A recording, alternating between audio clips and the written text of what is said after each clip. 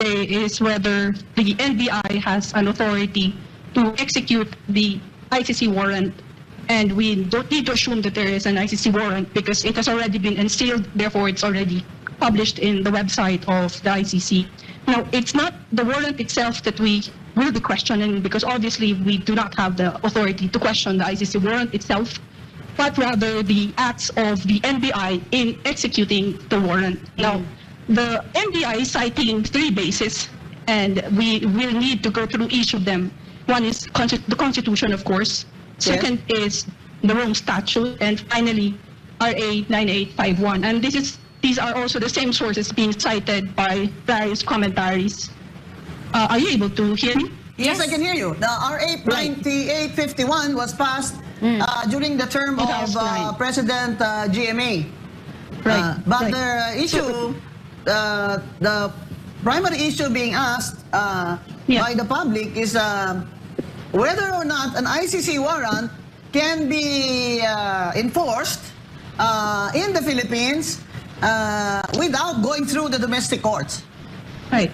So let me just go through each of the sources being relied upon by the NBI. Of course, when it comes to the Constitution, it's very clear that only a local court can issue a warrant to deprive a person of his personal liberty. And therefore, the Constitution itself cannot be the basis of the authority of the NBI to execute a foreign warrant. Second would be the Rome Statute. Now, under the Rome Statute, Article 59 is very specific. It says that if there is an ICC warrant executed in a jurisdiction such as, for instance, the Philippines, then the first step would be for the arresting officer to bring the accused to a competent judicial authority. And the wording of Article 59 is very specific. Competent judicial authority, not executive authority like the DOJ, as what happened with President Duterte. So in this case, the competent judicial authority would be a regional trial court. Right. Now, the purpose of presenting the accused to a competent judicial authority is to enforce a very important right recognized by the Rome Statute itself, and which is the right to apply for interim release. Interim release? Yeah, before surrender. So that is a right recognized by the Rome Statute. And so if the NBI draws its authority from the Rome Statute, then it has to also recognize that right of the accused or arrested person to seek interim release. Now, it cannot cherry pick, meaning the NBI cannot just choose certain provisions that would favor its authority and ignore all the rest. Everything has to be taken into account. Now, why does the NBI insist that it does not need to go to a court? And this is also the same line of reasoning of certain deans of law schools and certain commentators before the Philippine media. The reason is that they rely on 9851, in particular the second paragraph of Section 17, which provides, and you're correct, it's a 2009 law preceding the 2011 ratification of the Rome Statute. Now, 9851, Section 17, Paragraph 2, first sentence provides that Philippine authorities may dispense with the investigation or prosecution of persons arrested for such crimes as war crimes, crimes against humanity, and so on, and bring or transfer that person or surrender that person to a foreign court or an international tribunal. So that is the particular provision which NBI and all the rest are relying on to justify a direct surrender of, let us say, Senator Bato or the president, former president, to the ICC. Now, can these provisions, 59 and 17 of the local law, be reconciled? Now, before we talk about the reconciliation of 59 and 17, we need to go first to 18 of 9851, which provides that a person arrested under 9851, crimes against humanity, etc., will have to be brought to the exclusive, so very specific, the term exclusive, and original jurisdiction of the ITC. So currently, if you look at the 3 provisions, 59, 17, 18, it's a mix-up. How do we reconcile that? So the first rule of thumb naman talaga when it comes to criminal law is that the rights of the accused is paramount. Of course. Walang derogation unless there's a clear provision of the law. And under our Constitution, and here the Bill of Rights operates, dapat talaga ang arrest niya is by a Philippine judge. So that's the general rule. Kung meron man exceptions, dapat very clear. And that particular rule is reinforced by 59, which says na bring him to a local judicial authority and allow him interim release and so on. Now, what is wrong with 17? Why was that adopted? And I asked, I think, your staff to post the original version of 17, and if that's possible for the public to see. The original Section 17 of Senate Bill 2669, which became 9851, the original 17 has a precondition, which says that if the accused person, for instance, is a foreign national, meaning hindi siya Filipino, or the crime took place in another territory, or the crime has no impact on Philippine national security. So yun yung precondition. Then Philippine authorities might dispense with the need to investigate and prosecute that person in Philippine jurisdiction. And the last pa na may provision pa dito, and this is because there has to be a link between the accused person about to be surrendered and a foreign state. Now, why was this provision essential? Let us remember that 9851 was 2009, and prior to that, the Philippines entered into a non-surrender agreement with the U.S., which provides that the Philippines shall not surrender an American citizen, whether civilian or military, to the ICC or any international criminal tribunal. That person will have to be surrendered to U.S. jurisdiction. So obviously, magkakaroon kaagad ng conflict between 17 and the treaty obligation of the Philippines to the U.S. And therefore, the authors of 2669 included this provision, this precondition, in the original version of 17. And during the interpellation, Joker Arroyo raised the question of an apparent conflict between the principle of complementarity under Section 18, the original exclusive jurisdiction of the regional tricourt, etc., and 17 on the surrender of an individual to a foreign jurisdiction. And yung sponsor at that time, Senator Gordon, and I think he has been going the rounds of the media and saying something rather strange. And Senator Gordon pointed to this very precondition. He said, "There's no need, there's no worry. We will not surrender the foreign national we will surrender the foreign national to his state or to an international tribunal, but we will not surrender a Filipino citizen." Ano po ang ginamit ni NBI Matibag na basihan sa kanyang pag-serve ng ICC warrant? Yun po ba ang Rome Statute o yung RA 9851? That is unclear. As far as the CIDJ is concerned, 9851 talaga in-invoke nila. Filipina. With respect to the NBI, as I can tell from the media interviews, it's the Rome Statute. Now, what does that mean? We already withdrew from the Rome Statute, which means that the Rome Statute has no application on Philippine territory, which is why even ICC investigators cannot enter Philippine territory using their diplomatic passports. They cannot invoke diplomatic immunity anymore. So ordinary na lang sila. They can enter if you have a visa and so on. You have no diplomatic immunity. Even, I think it was it was Duterte who said, if you set foot in Philippine territory, I'll have you arrested. And that's how the extreme exercise of sovereignty vis-a-vis the Rome Statute. So wala nang application yung Rome Statute sa territory. Now, what does it mean that the ICC appeals chamber and ruled that it has jurisdiction? Now, the issue before the ICC appeals chamber was whether it has jurisdiction over the subject matter, meaning the crime committed. This is the Rodrigo Duterte case. Yes. Ito lang yung issue niya. It did not rule on the issue of whether it has jurisdiction over the person of Duterte, because that issue was not raised by the councils of President Duterte. So 59 was not raised, and that was the beef between Harry Roque and the council because Harry Roque had wanted 59 to be raised before the appeals chamber. Now, because that was the limited scope of the jurisdiction of the appeals chamber, its ruling could only apply to the question of whether there is jurisdiction of the subject matter. And there is jurisdiction because the crime was committed between the period of accession to 2011 to 2019, or the effectivity of our withdrawal.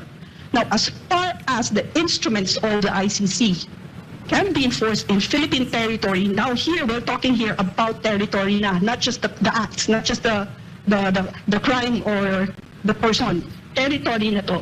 The moment that the withdrawal took effect, our territory was removed from the application of the Rome Statute.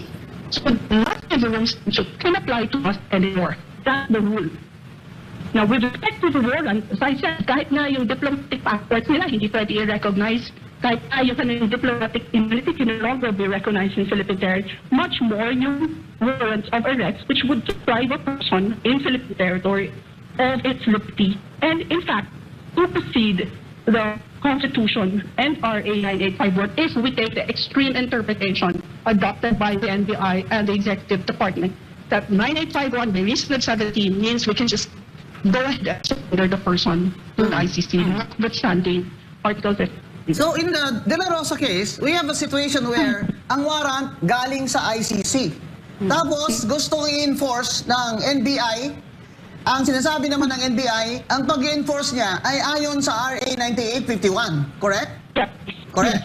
But ayon sa ICC na Article 57 sa Rome Statute, kasi sinasabi nila kahit hindi na tayo member doon, bound tayo dyan sa statute na yan dahil ang mga ginawang offenses allegedly ay nangyari nung tayo ay membro pa ng ICC, correct? No, the wording of the provision is we are bound to operate during the deterrent period from the notification of withdrawal to the effectivity of the withdrawal. It doesn't mean that we're bound by the Rome Statute. Yes, okay. So, yes, we have a situation na ICC warrant gustong i-enforce ng ICC at itong gobyerno ni BBM ginamit ang NBI matibag. Although nagde-deny si BBM na inutos niya yan, ewan ko kung sino ngayon ang nag-utos kay Matibag dahil hindi daw siya inutusan ng presidente ng Pilipinas na i-enforce ang ICC warrant na yan. So isa sa kanila nagsisinungaling. Alam na naman sabihin ko na si BBM ang sinungaling. Di sasabihin ko si Matibag ang sinungaling, presidente siya. So, nung mga kababayan, nung i-enforce, i-aresto nila si Bato de la Rosa kasi nga kailangan nilang i-aresto yan para may nag-utos di ba? Nung inaresto nila si Senator De La Rosa, ang sinasabi ni Matibag, ang ginagamit naman nila ay ang ating lokal na batas na RA 9851. Ngayon, pag ginamit mo naman ang RA, dahil yan ang sinasabi niya, hindi naman pwedeng ang batas natin na lokal ay basta na lang baliwain ang mga rules of court ng pag-aaresto. Kalagayan ng ganong sitwasyon kasi umalis tayo ng 2018 sa ICC, tapos nag-took effect po ng 2019, tapos may one-year rule. Paano ba yung ma-explain? Ano ba yung one-year rule na yan, Dr. Loha? Yeah, right. Now, I might agree with the appeals chamber of the ICC, but it's the ruling of the ICC appeals chamber. According to the appeals chamber, meron ng one-year period from the moment of notification of withdrawal to the effectivity of withdrawal. And during that period, tapusin na ng ICC yung investigation and dapat initiate na ng prosecution, ng trial, etc. Now, what was initiated during that period with respect to President Duterte was merely the investigation. Nagbigay lang si prosecutor ng intention to investigate, and that's it. Tapos, according to the appeals chamber, because of that particular act of the prosecutor, yung kanyang jurisdiction na prolong in effect, in the sense that any case stemming from the investigation of the prosecutor conducted within that period, initiated, not necessarily completed, but initiated during that period. Any case stemming from that. Ayan ka ba dyan na wala ka ng control? Wala ka ng control ngayon sa bayan mo? Wala kang control sa law enforcement? Sinabi mo sa amin, hindi mo inutos yan? Tapos si Matibag, banat lang ng banat doon sa Senado, nagbabarina pa the next day? Papayag ka ba, BBM? Na si Matibag lang, he will make you look like a fool? Kung ako sa'yo, i-suspend ko na yan agad. Bakit pa ako maghihintay na i-suspend yan ng ombudsman? The Secretary of Justice can suspend him. BBM can order the Secretary of Justice to suspend Matibag. That should be another topic, mga kababayan. Kaya, ito, kinaklaro lang natin, ha? Ang sinabi ni Dr. Loha, who has a PhD in international law, na ang ICC warrant ay hindi automatic. Na agad ibigay mo yan sa pulis. Oh, di ba sabi ni Mahuli John na Vic? agad, yeah. Uy, Kati, may crush ka na kay John Vic. Oo nga. Oo nga, may crush na si Kati kay John Vic. Kasi sabi ni John Vic, matibag. Hindi nga ako nagutos dyan eh. I'm here to protect the senators. Ano ka? Oo. BI director ka lang ah. Oh, Si Senator Bato de la Rosa so far? As of now, wala pa po. Until now, ever since nung nagkita kami mga 1:30 a.m. prior to his alleged exit from the Senate. Opo, at balita namin kahapon ay nakapaghain kayo ng reply na doon sa Korte Suprema. Ano ho yung mga legal na basehan po ninyo hinggil nga po dito sa hiling na TRO para kay laban sa anumang ICC arrest warrant laban kay Senator Bato de la Rosa?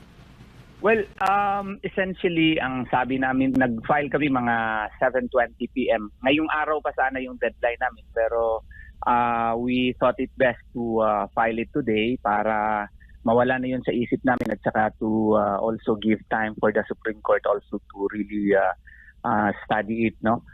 Kasi medyo mahaba yung aming originally 156 pages yun, pero somebody commented na medyo masyadong mataas. So we tried to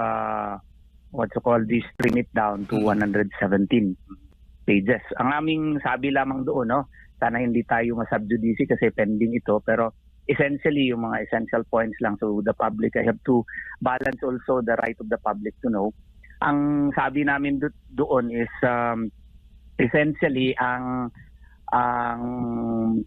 executive department cannot merely say na kanya lamang na diskresyon yung pagpa-implementa ng warrant of arrest. Kasi hindi namin give up yung argument on jurisdiction, no? Kasi sabi namin, wala namang jurisdiction talaga ang ICC dito. Kasi nga, ang sabi natin, under Article 127, Paragraph 2, only matters under consideration before the ICC. Ang pwedeng ma-extend pa yung, meron silang residual jurisdiction, no? Kasi nag-withdraw tayo on March 17 of 2019. Pero yung residual obligations nila, dapat in-exert nila yon within a certain period, no? 1 year ang tingin namin na period. Nag-seek ng authorization yung ICC prosecutor on May 24, 2021. At yung pre-trial chamber nag-authorize ng investigation only on September 15 of 2021. And then ang warrant of arrest na issue on November 6 of 2025. So many years, no, after we withdrew from March 17 of 2019. So ang tingin namin, wala talagang jurisdiction na ang ICC dito sa Pilipinas. Kaya Philippine courts. But even then, maski i-grant na lang natin na kasi may decision na yung appeals chamber sa ICC, granting for the sake of argument, no, without agreeing with them na merong jurisdiction pa. Jurisdiction is different from domestic enforceability. Yung pag-enforce ng warrant of arrest, hindi na yan exclusive domain ng executive department kasi meron ng right to liberty, right to life of a certain person.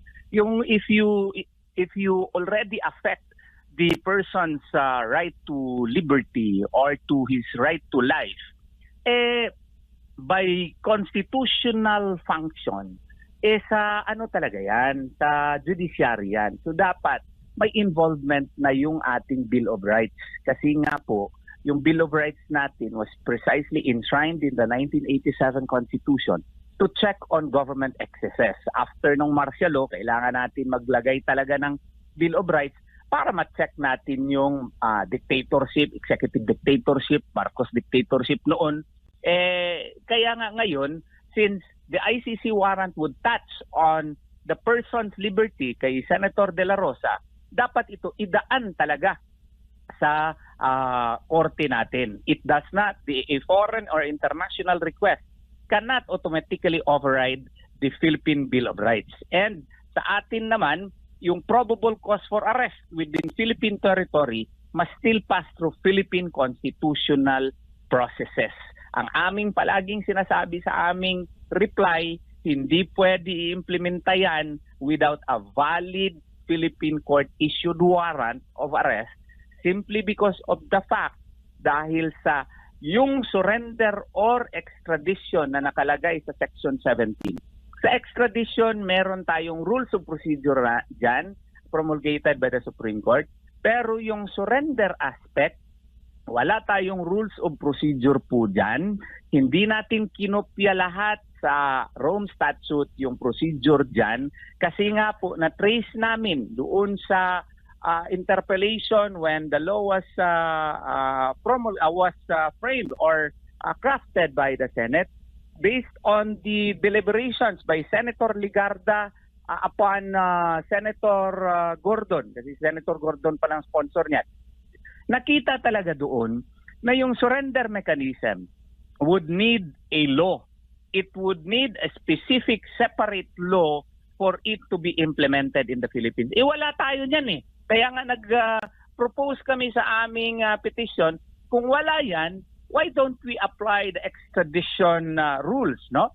Ayaw din ng Solicitor General. Kaya yan ang amin. So kung ayaw niyo yung extradition na rules of procedure, wala tayong surrender procedural mechanism, so dapat hindi ninyo i-implementa yung warrant of arrest. Wala palang rules of procedure. Hindi po pwede executive determination lang yan. Hindi pwede executive discretion lang. That is the essence of our argument.